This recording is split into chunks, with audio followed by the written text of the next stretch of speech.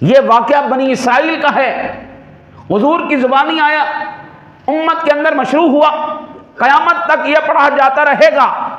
उस अंधे की मेहमान नवाजी, आने वाले को प्रोटोकॉल देना, ये याद किया जाता रहेगा। क़ाल अमसिक मालक, उसने कहा रख, ये रख अपने पास, मैं तो आया था तेरा इम्तिहान लेने के लिए। फ़इन्नमा इब्तुलैतुम फ़क़द रज़ियल्लाहु अन्क, ये सारा कुछ अपने पास रख, अल्लाह ने तो तुझसे इम्तिहान लेना था कि जिस मालिक ने इतना दिया है तुझे, अब अल्लाह के नाम पे देता भी है कि नहीं देता, माल भी रख तू। वसख़िता अला साहिबैक, और जो पिछले तेरे थे, जो तेरे साथी गंजा और कोड़ी था, उन्होंने अल्लाह के नाम पे कुछ नहीं दिया, ना उनके पास वो चीज़ें नहीं, ना माल रहा, सब बर्बाद हो गया। तो अपना माल भी रख, बरकत भी रख। हज़रत इस हदीस पाक से बेशुमार असबाब